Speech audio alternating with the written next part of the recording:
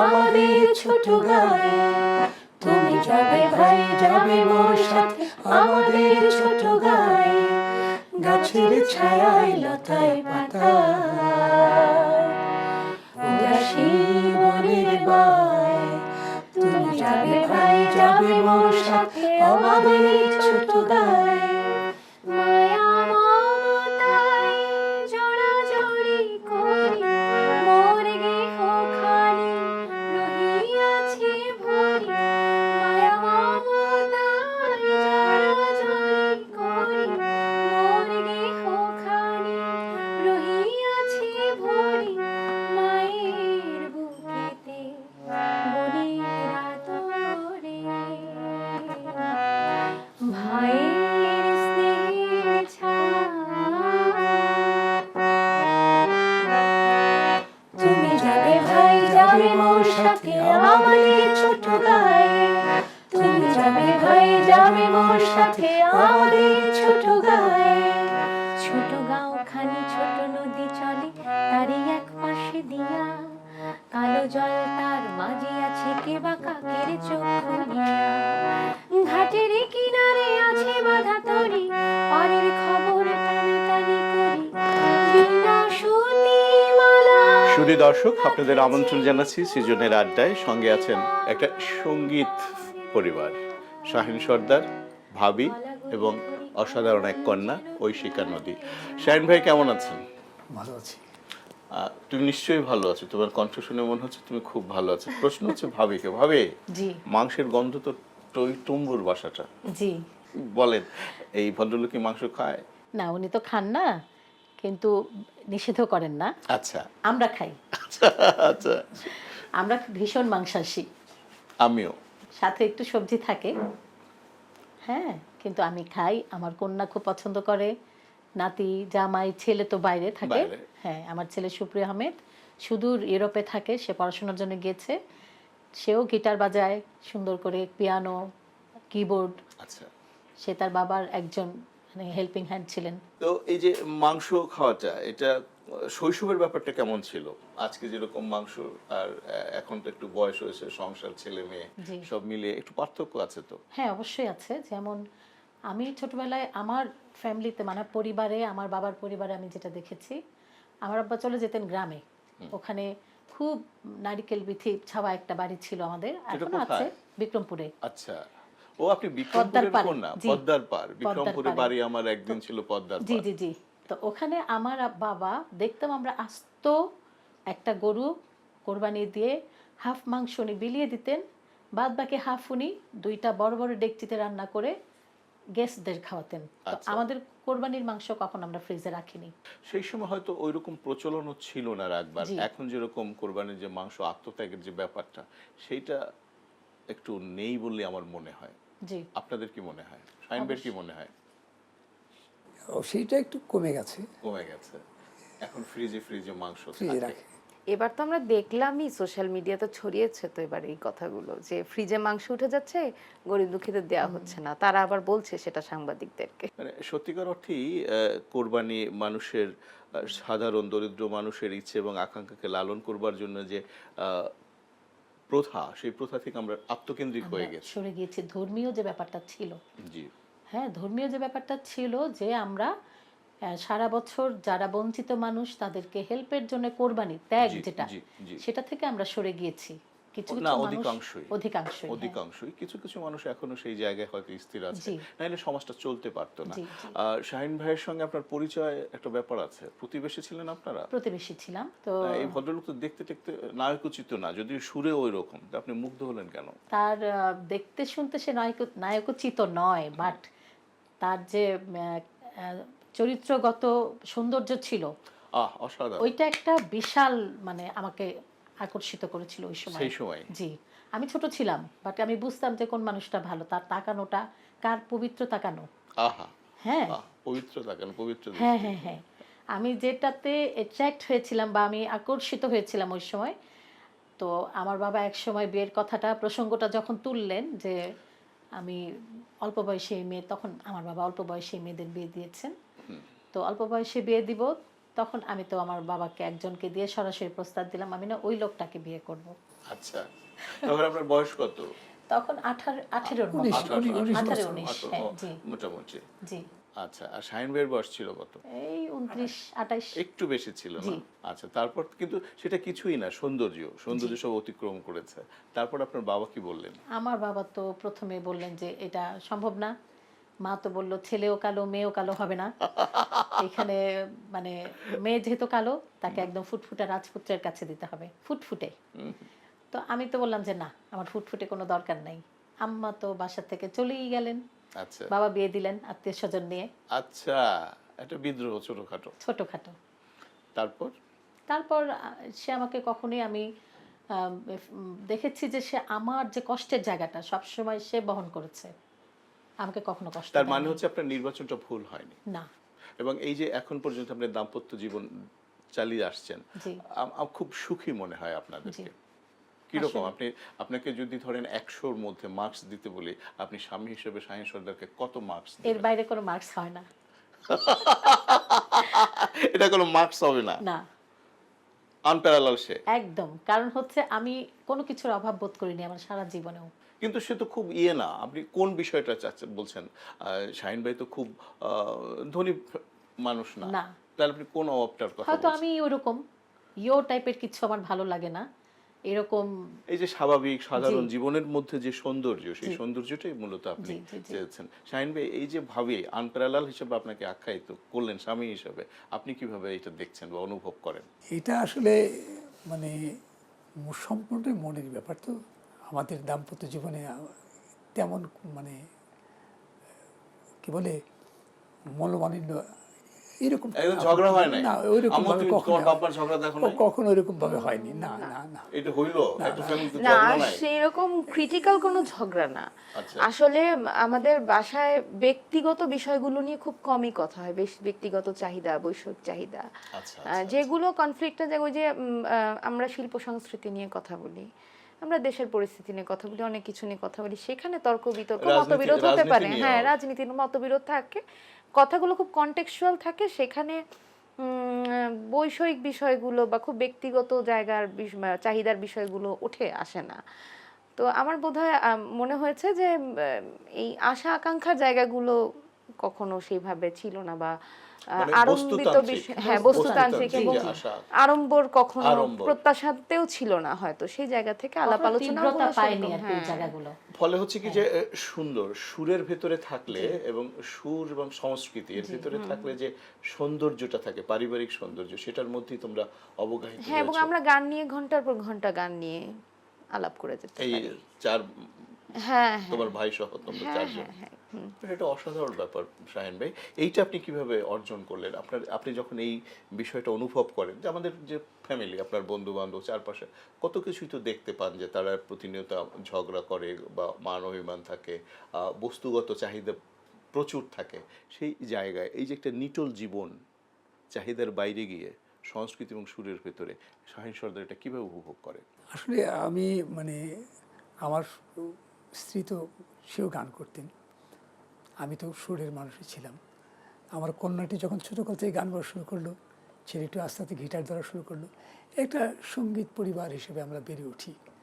এবং প্রায় সময় আমি সুর নিয়ে বসতাম, একটি সুর ভালো লাগলো কিনা মেয়েকে জিজ্ঞেস করতাম, কেমন লাগলো স্ত্রীকে জিজ্ঞেস করতাম। এইভাবে আমরা আস্তে বেড়ে উঠি, সুরের মধ্যে বেড়ে উঠি। এবং আলোচনাটা আমাদের মানে সঙ্গীতের মধ্যে আমার একটা আলোচনাটা বেশি হতো। আপনি প্রথম গান কবে গাইতে শুরু করেছিলেন? মেট্রিক পরীক্ষার পরে গান শিখতে শুরু করেছি, কিন্তু গান গাওয়াটা শুরু আমার 71 থেকে, 1971 স্বাধীন বাংলা বেতার কেন্দ্র শোনার পর মহান থেকে। মুক্তিযুদ্ধের সময় থেকে। তখন আমার বয়স 10 ছুঁই। কিন্তু স্বাধীন বেতার কেন্দ্রে গান শুনতাম, বড় ভাই সর্দার আলাউদ্দিনের গান শুনতাম, এবং সেই গান শুনে শুনে পাশাপাশি অন্যান্য শিল্পীদের গান শুনতাম, আব্দুল জব্বার, আব্দুল মাহমুদ, রথিন্দা। সেই গানগুলি শুনে শুনে কেমন যেন মুখস্থ হয়ে যেত, এবং স্কুলের ছাত্রদের সাথে স্কুলের মাঠে গাইতাম। কিন্তু এই গানের নেশাটা ছিলই। কিন্তু ওই বড় ভাই 1972 সালে যখন মারা যান, অকাল মৃত্যু হয়, তার মাত্র 31 বছর বয়সে, তখন একটু পারিবারিকভাবে আমরা অন্যরকম হয়ে গেল। স্বাভাবিকভাবেই বড় ভাই এরপরে পড়াশোনা চললো, ম্যাট্রিক পাস করার পরে মনে হলো আমি শিল্পী হবো, কিন্তু আমাকে গান শিখতে হবে, কিন্তু টাকা নেই, অর্থ নেই, আচ্ছা, কী করি? এখন কিন্তু আমি ভালো ছাত্র ছিলাম, ম্যাট্রিক পরীক্ষার ভালো রেজাল্ট করার পর আমি গভর্নমেন্ট সরকারিভাবে 1400 টাকা পেলাম, 800 টাকাতে একটা হারমোনিয়াম কিনলাম, 200 টাকাতে একজোড়া তবলা কিনলাম হাতুড়ি সহ, আর মার জন্য 150 টাকাতে শাড়ি কিনলাম, বাকি টাকা বাবার হাতে দিলাম। আচ্ছা, একদম অ্যাকুরেট হিসাব। একবারটি এরপরে আমার সঙ্গীত জীবন শুরু হলো, কোথায় গান শিখেছি, কোন কোন উস্তাদের কাছে যাই, কিন্তু আমি যার কাছে গিয়েছি আমার বড় ভাইয়ের বন্ধু হিসেবে, তারা সকলেই আমাকে স্নেহ করেছেন এবং খুব সযত্নে শিখিয়েছেন।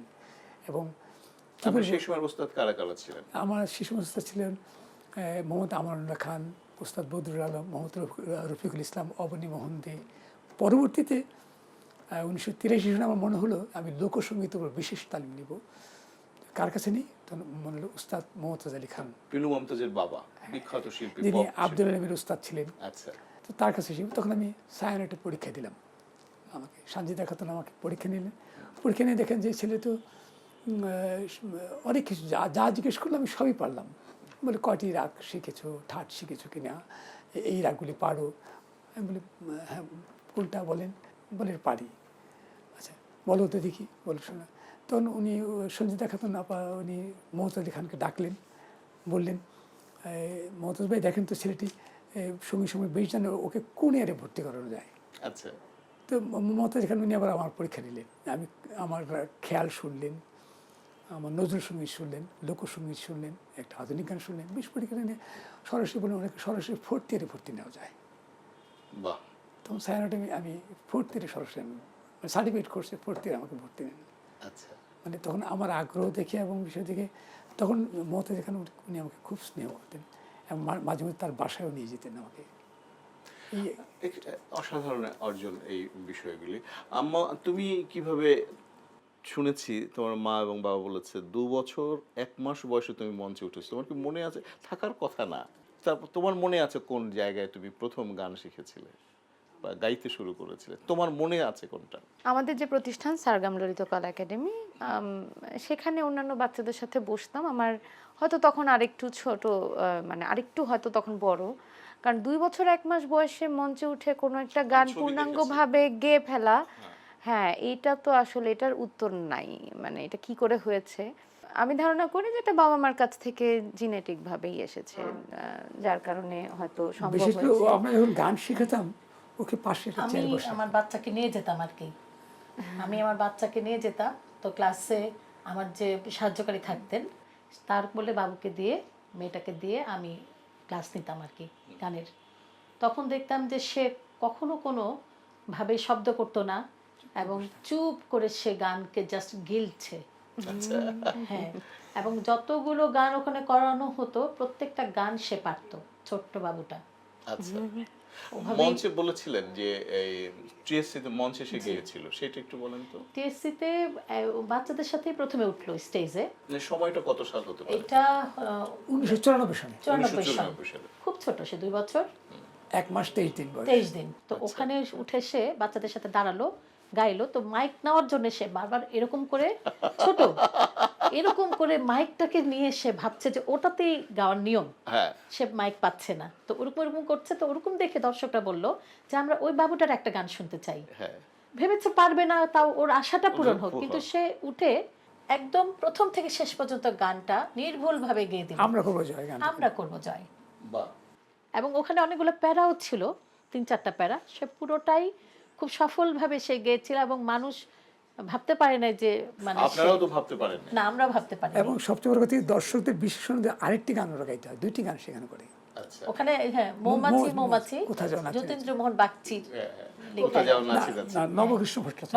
নবকৃষ্ণ ভট্টাচার্য, রাইট। ওইটা তখন সে পুরোটাই আবার গাইলো। তো এবং ওই কবিতাটি শুরু করেছেন, একটু বলে রাখি, এটা আনিসুর রহমান তনু।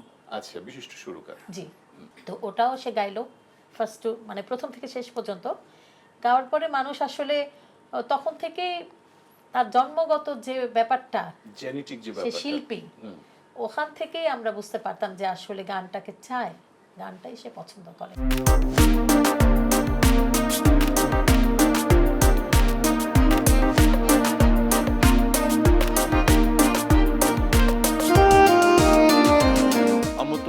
এত গান হচ্ছে তোমার গানের প্রশংসা করছে, এবং এটা কিন্তু সত্যিকার অর্থে মা এবং বাবা যখন প্রশংসা করে সেটা প্রশংসাটা কিন্তু অন্তর থেকে করে, তুমি যেটা অর্জন করো।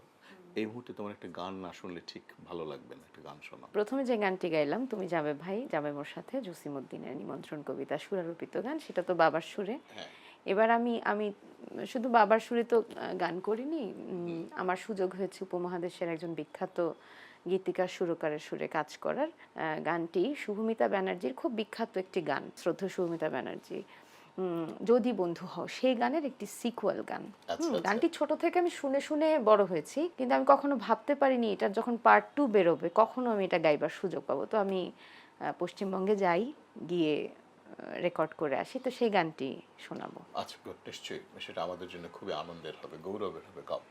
হাত বাড়ানোই ছিল, সে হাত ধরবি আবার বলে, তোর আসার দিন গুনে কতদিন যে গেল চলে, ফিরে এলি না আর কাছে, তোকে দেখবে বলে দু চোখ আজও অপেক্ষাতেই আছে। বন্ধুরে প্রাণ বন্ধুরে, হারিয়ে গেলি কোন দূরে, মন জুড়ে শোন তোরই স্বপ্ন ভাসে।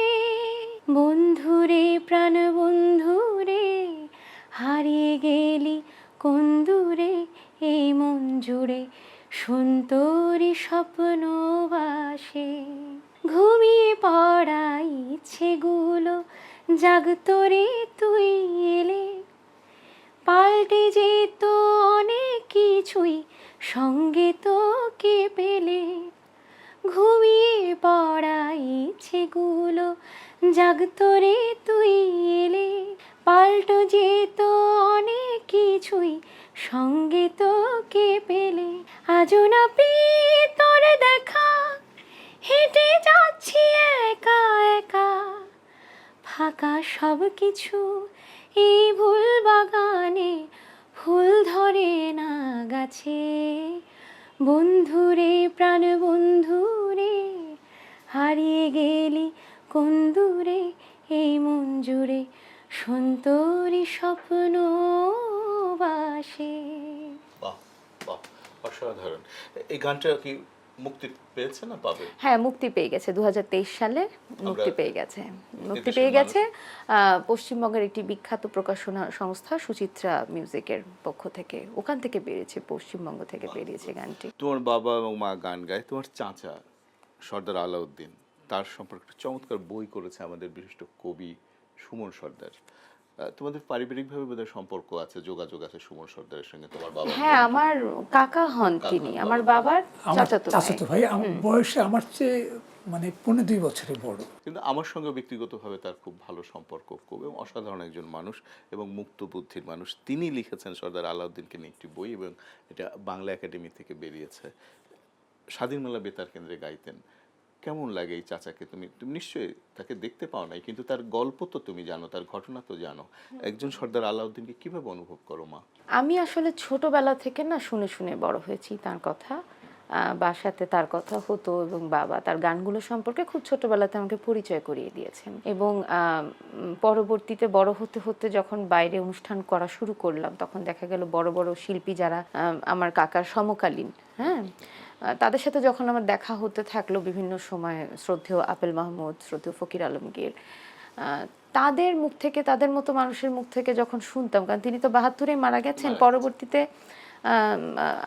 আমি যাদের নাম বললাম তাদেরকে যেভাবে মানুষ মিডিয়াতে পেয়েছে, তিনি মারা যাওয়ার ফলে কিন্তু আর পায়নি, কিন্তু তার বিশাল অবদান। তো তাদের মুখ থেকে আমি শুনলাম যখন, তখন আরো বুঝতে পারলাম যে আসলে, আর এটা তো ভীষণ একটা গৌরবের মুহূর্ত আমাদের 71, আমাদের মুক্তিযুদ্ধ।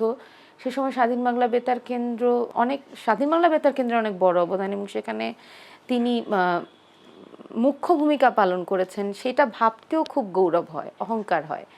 তো সেই লেগেসি আমাদের বহন করে যেতে হবে, আসলে এটা একটা দায়িত্বের মতো কিছুটা। পরবর্তীতে দেখা গেছে বাবাও যখন কাজ করেছেন কোনো না কোনোভাবে, 71 ভাষা আন্দোলন, এগুলো কিন্তু তার গানেও উঠে এসেছে এবং তিনি যে কবিতাগুলো সুর করেছেন সেখানে ওই পটভূমি, ৭১, ভাষা আন্দোলন, মানে তো এই আমার দেশ ধারণা, হ্যাঁ, মাতৃকা। দেশ মাতৃকা, আমার ধারণা যে সেটা বাবা অনুপ্রাণিত হয়েছেন তার বড় ভাইকে দেখে এবং সেই লেগেসিটা আমি চেষ্টা করি বহন করে নিয়ে যেতে, অসাধারণ। চেষ্টা করে যাচ্ছি। আজকে যে হ্যাঁ, স্বাধীন বাংলাদেশ, সেই স্বাধীন বাংলাদেশের নাগরিক হিসেবে আমরা গাইছি, আমরা নৃত্য করছি, আমরা কত রকমের স্বপ্ন দেখছি, দেশকে এগিয়ে নিয়ে যাচ্ছি।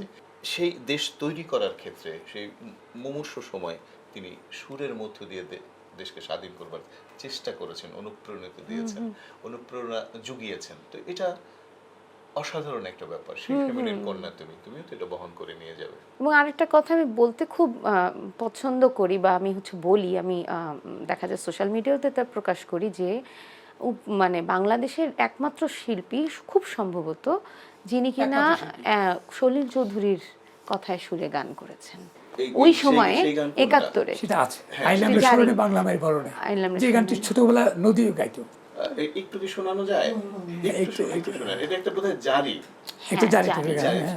তবু একটু দুটো লাইন আমাদের সর্দার আলাউদ্দিনকে মনে রেখে, শ্রদ্ধা রেখে একটু শুনতে চাই, দুটো লাইন দাও। এই জারি গানটিতে আমাদের ৭১-এর বিভীষিকা স্বাভাবিকভাবে ওই পশ্চিমবঙ্গে তো তখন কনসার্টগুলো হতো ফান্ড কালেকশনের, তখন তাকে কনসার্ট থেকে হাতে ধরে স্টুডিওতে নিয়ে যান, এগুলো বাবার কাছ থেকেই শোনা।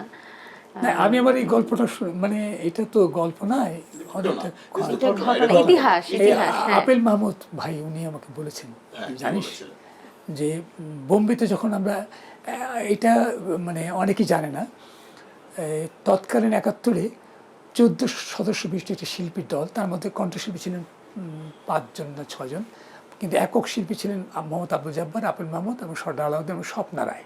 আচ্ছা আচ্ছা। আর কিছু সহশিল্পী ছিলেন। মুক্তিযুদ্ধের সাজ্জাতে ফান্ড কালেকশনের জন্য বোম্বেতে অনুষ্ঠান, সেই অনুষ্ঠানে সর্দার আমার বড় ভাই দুটি গান করেন। প্রথমে গান জগৎবাসী একবার আসিয়া বাংলাদেশকে যাও দেখে, তার গাওয়া গান। পরবর্তীতে একটি গান করেন ওই আব্দুল আলিমের গাওয়া রূপালী নদীর রূপ দেখে তো হয়েছি।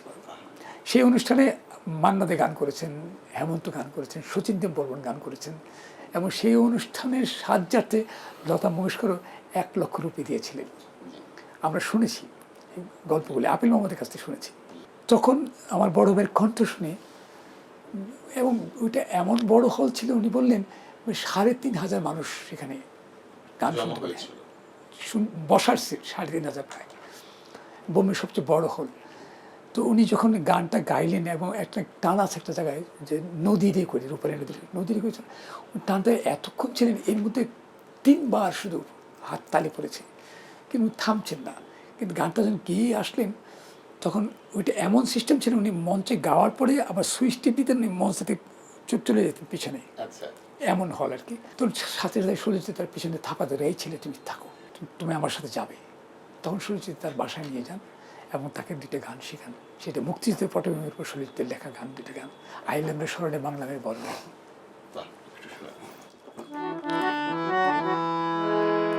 কথা এবং সুর সলিল চৌধুরী।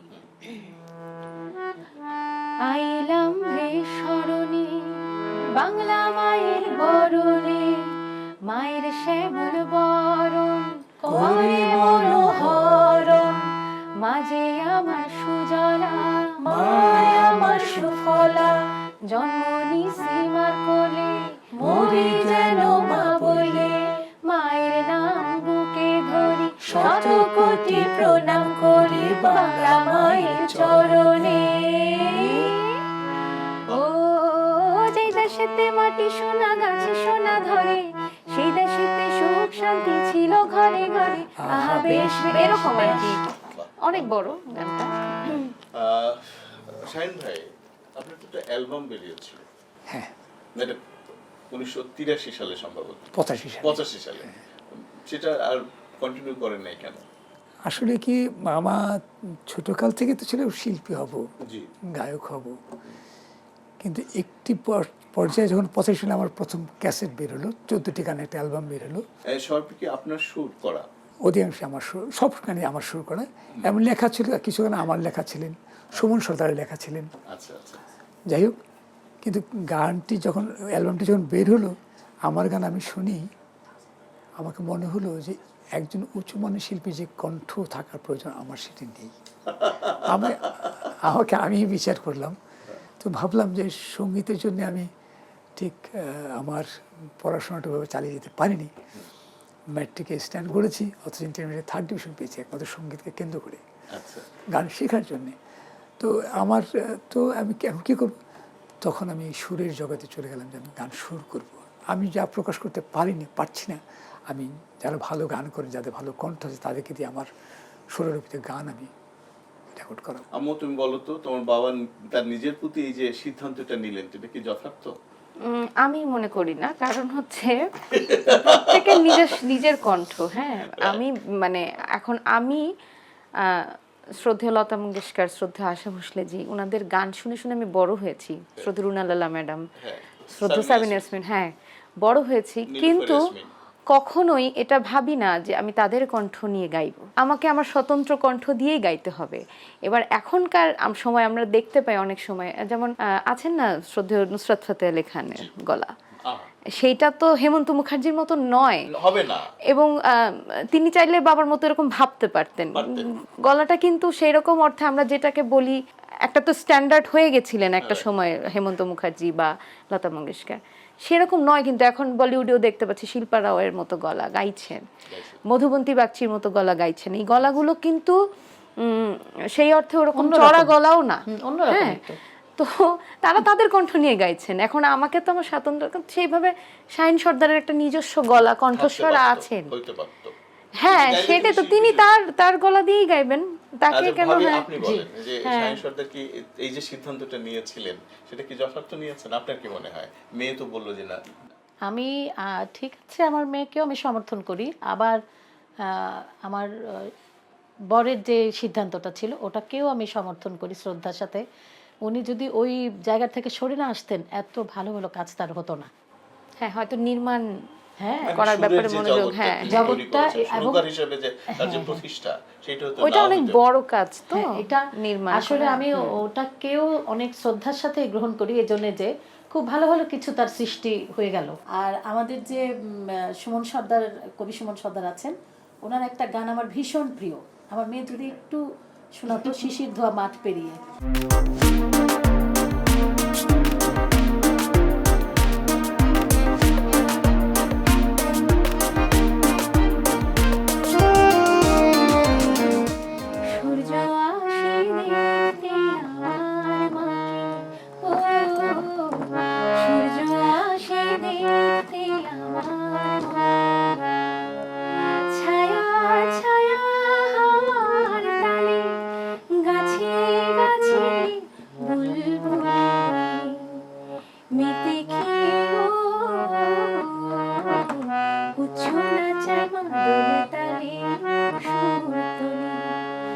ঝরা পাতার পথের বাঁকে বাঁকে পাগল করা মাঝে আমায় ডাকে। ও সূর্য আসে দেখতে আমার মাকে, শিশির ধোয়া পেরিয়ে শঙ্খ চিলে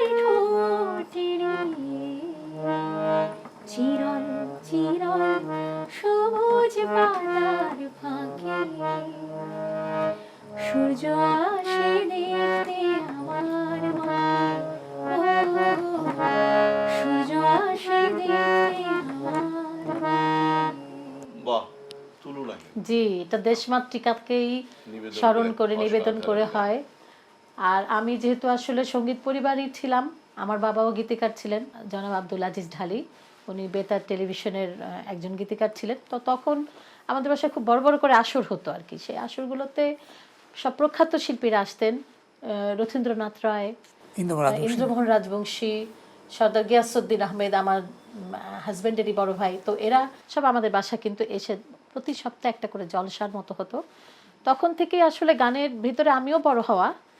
তো যাই হোক, আর আমার কন্যার যেখানে আমি বিয়ে দিয়েছি, আমার জামাইও খুব সঙ্গীত প্রেমী, সেও সুন্দর করে বাঁশি বাজায়। আচ্ছা, তো আর্কিটেক্ট স্থপতি, তার স্থপতি কিন্তু সঙ্গে বাজায় বাঁশি। জি জি জি। বহুমাত্রিক একটা ব্যাপার। বহুমাত্রিক শুভ একটা ইসলাম ব্যাপার, নাম। শুভ ইসলাম। নাম। তো যাই হোক, এটাতে আমি নিজেকে সত্যি এবং নদীর বাবাকে ভাগ্যবান মনে করি যে আমরা আসলে আমাদের মতোই একজন মানুষকে পেয়েছি আমার মেয়ের বর হিসেবে। আল্লাহর ইচ্ছা। নিশ্চয়ই। জি। শাহিন ভাই, যেটা জানতে চাইছি সেটা হচ্ছে যে আপনি কবিতাকে সুরে নিচ্ছেন। আমি একটি দৃশ্যের কথা বলতে চাই, সেটি হচ্ছে এই যে অনেক বছর আগে, ধরুন গত শতকের 90-এর দশকে হবে, আমি টেলিভিশনে বিটিভিতে একটা গান দেখেছি। গানটা দেখেছি বলছি কিন্তু, হ্যাঁ, সেটি হচ্ছে আমাদের অসাধারণ এক কবি জীবনানন্দ দাশের বাংলার মুখ আমি দেখিয়েছি। অজিত দা গাইছেন অজিত রায়। শুরু করেছেন। আমি যখন প্রথম, হ্যাঁ, তিনি সুর করে, আমি স্তব্ধ হয়ে গিয়েছিলাম যে ওইরকম একটি কবিতাকে এত সুন্দর করে গাওয়া যায়, এবং তিনি পথে মাঠে হাঁটছেন এবং গাইছেন। আমার গ্রাম বাংলা মানে স্পন্দিত হয়ে উঠছিল আমার চোখের সামনে টেলিভিশনের পর্দায়। তখন থেকে কিন্তু আমি শুনি নাই বা দেখি নাই, দেখা হয় নাই হয়তো কোনো কারণে, কিন্তু সেটা কিন্তু আমার চোখে, আমার মনে, আমার হৃদয়ে কিন্তু এখনো গেঁথে আছে। তো সেই কবিতাকে সুর দেওয়া কিন্তু একটু কঠিন কাজ। এবং এই গানটি আমি শুনেছি 71 স্বাধীনতা বেতাকেন্দ্র থেকে। আচ্ছা, সম্ভবত তিনিও তখনও ওই গানটা সুর করেছিলেন। অজিত দাই অজিত দাই গিয়েছিলেন। আমি তখন শুনি না, আমি তখন শুনেছি। অনেক পরে দেখেছি। আমি তো কারণ প্রতিদিন আমরা মানে স্বাধীনতা বেতাকেন্দ্র শুনতাম। জি। আমাদের একটা ছিল একটি সময়, আমরা বাবাকে নিয়ে, বাবার বন্ধু হ্যাঁ, এম আর আক্তার মুকুলের আমরা চরমপত্র। চরমপত্র, অর্থাৎ স্বাধীনতা বেতাকেন্দ্রে আমরা শুনতে যেতাম বাজারে, নৌকা করে বর্ষাকালে, এবং অনেক স্মৃতি। যাই হোক, তো ওই কবিতা কেন শুরু করলাম এই বিষয়টা আসলে আমি যখন সুরের জগতে প্রবেশ করলাম, আমি সুর করব, তৎকালীন সময় যারা ভালো গান লিখতেন, ডক্টর মোহাম্মদ মনিরুজ্জামান, গাজী মাজহারুল আনোয়ার, মোহাম্মদ রফিকুজ্জামান, তারপরে নজরুল ইসলাম বাবু, তাদের গানগুলো তখন বিখ্যাত সুরকার যারা ছিলেন, সত্য সাহা, সুবল দাস, আলাউদ্দিন আলী, দেব ভট্টাচার্য, শেখ সাদী খান, তারাই সুর করতেন। আমাকে একটি ভালো গান তারা কখনো দিবেন না যে সাহিত্য তরুণ সুরকার হিসেবে। বিধে আমি কি করব, আমি ভাবলাম আমি বিখ্যাত কবিদের কবিতা সুর করার চিন্তা করি। কারণ কবিতা, আমার ভাই রক্তরঙে কৃষির একটি কবিতা, এটা যদি এত বিখ্যাত হতে পারে, সুকান্ত ভট্টাচার্যের রানার এটা একটি কবিতা, সলিল চৌধুরীর বিখ্যাত একটি গান, এটা যদি বিখ্যাত হতে পারে, বিখ্যাত কবিদের কবিতা কেন গান হবে না? তো আমি সেই থেকেই শুরু করলাম। আমি তারপর কবি শামসুর রহমানের তোমাকে পর্যটনের স্বাধীনতা তুমি, জীবনানন্দ দাশের আবার আসেও ফিরি, তোমরা যেখানে সাথ, তারপরে মাহবুবুল আলম চৌধুরী 21-এর প্রথম কবি, আমরা যারা প্রাণ দিয়েছি, সেটাও শুরু করেছি। তারপরে কবি আসাদ চৌধুরী কবিতাটি শুরু করেছি, ফাগুন এলি পাখি ডাকে, অসাধারণ একটি কবিতা। কি আসাদ ভাই, কি গান, কি কবিতা? ফাগুন এলি পাখি ডাকে। একটু শুনি আপনার কাছে।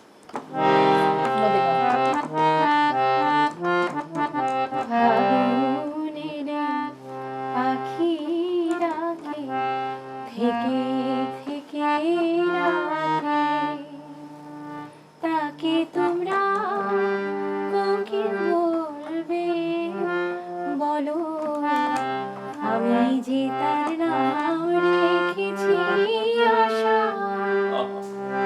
নাম দিয়েছি ভাষা, কত নামে তাকে ডাকে, মেটে না পিপাসা, ফাগুন এলে পাখি ডাকে থেকে থেকে ডাকে। বাহ, আসাদ ভাই, আপনি হারিয়ে গেছেন, এই পৃথিবী থেকে বিদায় নিয়েছেন, কিন্তু আসাদ ভাই আপনি আপনার সৃষ্টির ভেতর দিয়ে আমাদের কাছে চিরকাল বেঁচে থাকবেন। এই যে গান, এই যে গানের তিনি বলছেন, এই একটা বিখ্যাত তার লাইন আছে কবিতা, এই বাংলাদেশকে আমরা চেয়েছিলাম। এটা অসাধারণ ব্যাপার। যখন এই বাংলাদেশ স্বাধীনতা বিরোধীদের করতলগত, তিনি তখন বেদনায় মুহ্যমান হয়ে এই বাক্যটি, এই কবিতাটি লিখেছিলেন। তো আসলে এই যে কবিতার ভেতর দিয়ে বাংলাদেশকে এবং হৃদয়কে মথিত করার যে ব্যাপারটা, সেইটা আপনি উপলব্ধি করেন? উপলব্ধি করি বলেই সেগুলি শুরু করার চেষ্টা করেছি, এবং আমার ভালো লেগেছে শুরু করতে। আপনার মেয়ে তো আপনার প্রচুর গান গেয়েছে, এর বাইরে কে কে আপনার গান গেয়েছে? এখানে আমার কবিতার গান গেয়েছে সুবীর নন্দী গেয়েছেন, শাম্মী আক্তার গেয়েছেন, সৈয়দ আব্দুল হাদি গেয়েছেন, সামিনা চৌধুরী, ফেরদৌস সারা, আর উপর বাংলায় আর ওপার বাংলা সৌমিতা ব্যানার্জি গেয়েছেন কলকাতার। এটা রিসেন্টলি রিলিজ পেয়েছে তো এই গানটা? কয়েক মাস আগে একটি গান জীবন দাসের কবিতা তোমরা যেখানে স্বাদ, এটা বাংলাদেশ থেকে রিলিজ পেয়েছে বেঙ্গল। বেঙ্গল ফাউন্ডেশন থেকে রিলিজ পেয়েছে। এবং আমার গানটা নিয়ে একটু বলতে ইচ্ছা করছে, কমিউনিকেশনটা মানে করেছি তো আমি, প্রক্রিয়াটা দেখেছি। আমার একটা ভেতরে ভেতরে ইয়ে ছিল যে বাবার গান আমি যেভাবে মুখস্থ করে আত্মস্থ করে গেয়েছি, বাবার যেহেতু সময়টা দিতে পেরেছি, তো আমি দেখলাম যে ওখানে উনি খুব সময় দিয়েছেন গানটাতে, খুব মুখস্থ করে 10 মিনিটের ভেতরে রেকর্ড করেছেন। এটা আমার কাছে একটা বিস্ময় ছিল। তোমরা যেখানে সাথ চলে যাও, আমি বাংলার পানে রয়ে যাব, দেখিব কাঁঠাল পাতা ঝরিতেছে ভোরের বাতাসে। তোমরা যেখানে চলে যাও, আমি বাংলার পানে রয়ে যাব। বাহ বাহ। আমার মনে হচ্ছে উনি আমার থেকেও যত্ন করেছেন গানটাতে, বাবার না, গানটাতে। শিল্পীর হ্যাঁ কাছ থেকে চাই, শিল্পী হ্যাঁ, তখনই তো এবং বড় আমি হয়ে ওঠে। শিখেছি প্রক্রিয়াটা দেখে যে কি করে আসলে। আমি মনে করি যে আমি না, তুমিও উপলব্ধি করবে যে একটা মুখস্থ গান যখন তুমি গাও তো সেটা ভেতর থেকে আসে, কিন্তু দেখে যখন হয় তখন কিন্তু এক ধরনের টেম্পার নষ্ট হয়, আমার ধারণা। ইদানিং গান খাওয়ার ক্ষেত্রে এমন এমন বিষয়টা হয়ে গেছে, এক লাইন করে শিল্পীরা গান মনোযোগিতাটা করে। শুধু সুরের প্রতি থাকে না। আমার বিশেষ করে আমরা যারা সুরকার, আমরা যারা সুর করি এবং একটি গান সৃষ্টি করি, সুর করি, আমাদের মধ্যে অতৃপ্ততা থাকে যে গানটা আত্মস্থ করে শিল্পী গাইলেন না। আপনিও রেডিওতে ছিলেন, আমিও বাংলাদেশ বেতারে দীর্ঘদিন ছিলাম। আমি দেখেছি যে সৈয়দ আব্দুল হাদী এসছেন, গীতিকার এসছেন, সুরকার এসছেন, স্টুডিওতে বসে একটা গান সুর তুলছেন, আবার সেটা হচ্ছে না, আবার নতুন করে গাইছেন, আবার বলছে যে একটু শব্দটা চেঞ্জ করে দাও তো, যে গীতিকার উপস্থিত। এরকম করতে করতে 2-3 ঘন্টা বা অনেক সময় দেখেছি যে 5 ঘন্টা লেগেছে একটা গান। এটা অসাধারণ ব্যাপার ছিল। তারপর কিন্তু সেই গানটা রেকর্ড হতো, একটা অদ্ভুত, আজকাল আর এই বিষয়টা একটা নাই। জীবন্ত বোধ তৈরি হয়ে যেত। আজকাল কি হয়? আজকাল কেউ কাউকে দেখে না, এমন একটা বিষয় হয়ে যায়। কারা কারা বাজালেন শিল্পী দেখে না, শুধু আমি থাকি, মিউজিক করলাম, মিউজিক অন্যদিন করলাম, শিল্পী আসলেন, এক লাইন করে গান গাইলেন, তুললেন, এই। তবে আমি দেখেছি এক্ষেত্রে আমি দুজন শিল্পীর কথা বলতে হবে, সুবীর নন্দী এবং শাম্মী আক্তার। জি, আগে আমাকে বলতো, শাহিন গানটা আমাকে আগে শিখিয়ে দাও, গানটা আমাকে তুলে নিই। এইটা আমার কাছে খুব ভালো লাগতো যে গানটা তারা আত্মস্থ করে গাওয়ার চেষ্টা করতেন। শিল্পী তোরে ভাই, তারা তো শিল্পী, মজ্জাগত শিল্পী, জন্মগত তারা শিল্পী। সুবীর নন্দী কোন গানটা গেয়েছিলেন আপনার? সুবীর নন্দী আমার বেশ কয়েকটি গানে গিয়েছেন। আবার আসি ফিরে ধানসিঁড়ি তীরে এই বাংলায়, জীবন দাসের কবিতা। এরপরে আধুনিক গান করেছেন কবি নাসির আহমেদের, কোনটা? তোমাকে দেখার পর কেন যে হঠাৎ মনে হলো, এই তুমি সেই তো, বাহ, যাকে মন চেয়েছিল সেই তো তুমি, কি জানো এটা? আমার চাওয়ার আর কিছু নেই তো। একটু মুখটা নাসির আহমেদের গান লেখা, একটু মুখটা।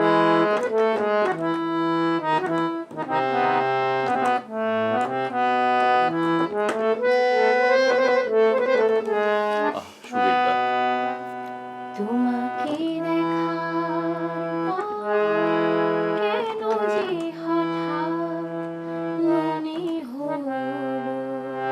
পর কেন যে হঠাৎ মনে হলো, যাকে মন চেয়েছিল সেই তো তুমি, যাকে মন চেয়েছিল সেই তো তুমি, আমার চাওয়ার আর কিছু নেই তো, এই তুমি সেই তো। নাসির ভাই কিন্তু অনেক বিখ্যাত গান লিখেছেন, নাসির আহমেদ, তারপর আমাদের আবিদ আনোয়ার। আবিদ ভাই অনেক ভালো গান লিখেছেন এবং তো মেলোডিয়াস ব্যাপার। বাংলা গানের বর্তমান পরিস্থিতিটা কেমন শাহিন ভাই? বর্তমান পরিস্থিতি, বাংলা গান বলতে আমি বাংলাদেশের গানকে বোঝাচ্ছি। যে বিষয়টা আমার কাছে মনে হয়, এক্ষেত্রে সার্বিকভাবেই চলচ্চিত্র জগতের গান এরকম ওইভাবে এখন হচ্ছে না। তারপরে বিভিন্ন চ্যানেলের অর্থাৎ কালচারাল পৃষ্ঠপোষকতার অভাব আছে। শিল্পী আমাদের দেশে অনেক ভালো কেউ কণ্ঠ আছে, ইনভেস্ট করছে না। অর্থাৎ আমি যদি বলি কোনো একটি চ্যানেলে আমি সপ্তাহে একদিন রবীন্দ্রসঙ্গীত শুনতে চাই, সপ্তাহে একদিন ক্লাসিক্যাল শুনতে চাই, সপ্তাহে একদিন নজরুল সঙ্গীত শুনতে চাই, সপ্তাহে একদিন আধুনিক গান শুনতে চাই, সপ্তাহে একদিন লোকসঙ্গীত শুনতে চাই, সেগুলি কোনো কোন চ্যানেলে চ্যানেলে কিন্তু এগুলো নেই। এগুলি নেই। অর্থাৎ চ্যানেল তার ইচ্ছা মতো কোনো প্রোগ্রাম করে তার পরিচিত শিল্পীদের নেই করছেন, বিষয়টা এরকমই হয়ে যায়। না, পরিচিত শিল্পী নিয়ে করলেও এবং সেটা কিন্তু অনেকটা নিয়মিত নেই। না, নিয়মিত নেই। কোনো না, না, নিয়মিত আমি নেই। আমি আমি আমি রবীন্দ্রসঙ্গীতের ভক্ত বা নজরুল সঙ্গীতের ভক্ত বা ক্লাসিক্যালের ভক্ত, আমি সেটা শুনতে চাই, কিন্তু তা মানুষ পাচ্ছে না। ভাবি এক সময় ছিল দেশের গান। দেশের গান বলতে এখন কিন্তু বাংলাদেশে কিছুই নেই, কোনো চ্যানেলে, কোনো অডিও ভিজুয়ালে কিন্তু না, দেশের কিছুই গান নেই। বলে কোনো কিছু নেই। অথচ দেশের গান শুনবার জন্য আমরা অপেক্ষা করতাম। আসলে টিভি চ্যানেলগুলো তো আর গানগুলো প্রডিউস করে না, হ্যাঁ, প্রডিউস করে কোনো একটা কোম্পানি, কোনো প্রকাশনা সংস্থা। তো ওই ক্ষেত্রে এখন শিল্পী তার নিজের পয়সা দিয়ে গান করেন, খরচ করে তিনি গীতিকারকে টাকা দেন, সুরকারকে টাকা দেন, এবং শিল্পীকে নিজ দায়িত্বে সেটা করতে হয়, এবং শিল্পীকে নিজের প্রচারটা নিজেকে করতে হয়। যার কারণে যেটা হয়ে গেছে, ইনভেস্টের অভাবে মৌলিক গানগুলো তৈরি হচ্ছে না, চ্যানেলগুলো তার তৈরি করে না কখনো। চ্যানেল সেই গানগুলোকে হয়তো প্রচার করে, গানগুলো না থাকলে কি প্রচার করবে? না নদী, আমি বলি যখন চ্যানেল ব্যাপারটা বাংলাদেশে আসে 15-20 বছর আগে, তখন কিন্তু চ্যানেল কর্তৃপক্ষ নিজেরাই কিন্তু ভালো ভালো গান শুট করতেন। এবং আমাদের বড় বড় শিল্পীদের বা শিল্পীদের নিয়ে বাংলাদেশের নানা প্রান্তে যেতেন, সুর করাতেন, তারপর শুট করতেন এবং প্রচার করতো। তখনও পরিবেশটা ছিল, এমনকি হ্যাঁ। নজরুল, রবীন্দ্রসঙ্গীত, আচ্ছা, সেই আধুনিক সময়টা তো গানের আমরা অনুষ্ঠান দেখিনি, হ্যাঁ, অনুষ্ঠান আমি পরে ছিল। কথা বলেছি। কিন্তু এই গত কয়েক বছরে কিন্তু একদম হচ্ছে কোনো না। গানের কোনো ব্যাপার আছে চ্যানেলে, বা বাংলাদেশে কোনো গান আছে এটা চ্যানেল দেখলে আর বোঝা যায় না। তারা টক শো এবং এক ধরনের কমার্শিয়াল ব্যাপার নিয়ে, টোটালটাই কমার্শিয়াল সেটাই। ব্যাপার নিয়ে পুরোনো বসতে- গানগুলো দেশটাকে আর গাইছে ধারণ শিল্পীরা, করছে না হ্যাঁ, আমাদের চ্যানেলগুলো, চ্যানেলের মালিকেরা। এবং নতুনত্বেরও ধারণ করছে, নতুনত্ব কিছু হবে সেটাও ধারণ করছে না। নিতে পারছে না পুরনো গুলো। আমি যদি বলি হ্যাঁ, যে অমুক চ্যানেলের কোন গানটি আছে, কেউ বলতে পারবে না। এই গানটা আমরা তৈরি করেছি, এই গানটা আমাদের তত্ত্বাবধানে আমরা প্রযোজনা করেছি, এমন। আমাদের সিনেমার আসলে অনেক ভালো ভালো গান আছে, অনেক প্রখ্যাত শিল্পীদের প্রখ্যাত গান আছে, কিন্তু নতুন কিছু কিন্তু আমরা পাচ্ছি না। সেই পুরনো গান শুনছি, ভালো লাগছে, ওখানে ভালো লাগার জায়গা আছে, এখনকার কিন্তু শিল্পীরাও নতুন ওগুলোই কিছু আমরা গাইছে। কিন্তু পাচ্ছি না, একেবারেই না। সাম্প্রতিক কালে গত 3-4 বছরে কিন্তু ভালো কিছু সিনেমা তৈরি হয়েছে, এবং সেখানে আবার গানের সংখ্যা কম থাকে। আগে কিন্তু যে সিনেমাগুলো 80-র দশকে, 90-র দশকে আমরা দেখেছি, কিন্তু 5টা-6টা গান থাকতো। ওখানে 2-4টা গান যাওয়া আছে, সব মেলোডি নাই, মেলোডির বাইরে বর্তমান যে হাওয়াটা, হ্যাঁ হ্যাঁ, সেই হাওয়াটা। সেই হাওয়া, মানে ওখানে বেসিক্যালি মানে গানের যে গান আপনার আমার মতো শ্রোতা পাবে সেরকম কিন্তু গান হচ্ছে না। না, যেমন ধরুন যদি এখনো রাস্তা দিয়ে হেঁটে যাই বা কোনো দূরাগত ভাবে যাই, তখন যদি শুনি তুমি কি দেখেছো কবু জীবনের কি পড়া যায়, অদ্ভুত গান, ডক্টর অসাধারণ, মনিরুজ্জামানের লেখা, কালজয়ী গান। আব্দুল জব্বারের গাওয়া আমরা দাঁড়িয়ে শুনি, গানটা খারাপ হয়ে যায় যত ব্যস্ততা থাকে না কেন, তাই না? অসাধারণ। ওইরকম তো এখনো হয়তো এরকম অজস্র গান জি, জি। হচ্ছে, কিন্তু দাঁড় করিয়ে সে শোনাবার সক্ষমতা তারা অর্জন করে। গানের কেন খাতায় করে না? স্বরলিপি লিখি, হ্যাঁ, হ্যাঁ, অদ্ভুত একটা গান। অদ্ভুত গান। জি, বাংলা গানের ভবিষ্যৎ কি, বাংলাদেশের গানের ভবিষ্যৎ একজন সুরকার হিসেবে আপনি কিভাবে দেখছেন? মূলত গানের দেশ, প্রাণের দেশ, যেখানে নদী আছে সেখানে গান আছে, যেখানে প্রকৃতি আছে সেখানে গান আছে, এবং এদেশের মানুষ কিন্তু গান প্রিয়, এবং সেখানে যদি যথাযথভাবে গানের পৃষ্ঠপোষকতা থাকে, অনেক নতুন শিল্পী তৈরি হবে, সৃষ্টি হবে, নতুন গানও সৃষ্টি হবে, যদি পৃষ্ঠপোষকতা পায়। নতুন ভবিষ্যৎ অন্ধকার। না, ভবিষ্যৎ অন্ধকার হলে তো আমরা না না, পিছিয়ে যাব। আমরা যারা তুমি বলো। অন্তত মৌলিক গান নিয়ে যারা এগিয়ে যাওয়ার চেষ্টা করছি, কারণ শ্রদ্ধেয় রুনা লালা ম্যাডাম তিনি জীবিত আছেন, এখনো গাইতে পারছেন, গাইছেন, তার গানগুলো আমায় কেন গাইতে হবে? তিনি তো গাইছেন। হ্যাঁ, তো আমাকে আমার গান নিয়ে যদি দাঁড়াতে না দেয়া হয়, তাহলে আমার গানটা কে গাইবে এবং কিভাবে প্রচার পাবে? নতুনদেরকেও নতুনদের গান গাইতে দিতে হবে। হ্যাঁ, আমি একটা অনুষ্ঠানে 10টা গান গাইলে আমি আমার সিনিয়র শিল্পীদের 2-3টা গান গাইবো, কিন্তু বাকি 8টা গান আমাকে আমার গান আমায় গাইতে দিতে কিন্তু হবে। মা, আমি অভিযোগ হ্যাঁ। করবো এখানে, আমি যে সমস্ত শিল্পীদের দেখি নানা চ্যানেলে, তারা কিন্তু দেখা যায় পুরনো অন্যের গানই বেশি গায়, নিজের গানটা আর হ্যাঁ, গাইছে না। হ্যাঁ, কেন? সেটাই। তাদের নাই মৌলিক গানের কেন? ঝুলি তাদের, প্রথমত সেটা না, হ্যাঁ। ঝুলি থাকলেও হয়তো সেটা সাহসের অভাবও আছে কিছুটা, ওই যে জনপ্রিয় গান না, শুনতে এই চায়। ক্ষেত্রে আমি বলবো, Audience ধরার একটা এখানে ব্যাপার, একটা- audience ধরার একটা এখানে বিষয় ওই আছে। যে চ্যানেলের প্রোগ্রামটা করবেন, ওই চ্যানেলে যিনি প্রডিউসার থাকেন বা এই অনুষ্ঠানটি যিনি আবার পৃষ্ঠপোষক করেছেন তাদের একটা বিষয় থাকে যে আমাদের পুরোনো গানগুলি গাইতে হবে, নতুন কোনো গান চলবে না, তারা এরকম একটা করে দেয়। মানে তাহলে আমরা নতুন যেমন শিল্পী কিভাবে আসবে? একবার নদীকে ও কি বললো বিষয়টা, নদী তুমি অন্য অন্য গান করবা, তোমার নিজের গানে একটি করবা, বেশি কথা করতে পারবে না, বিষয়টা এরকম এমন আর কি। না করে দিতে হলো সেই ক্ষেত্রে। সেক্ষেত্রে আমাকে অনেক কবিতার মানা গান করছি।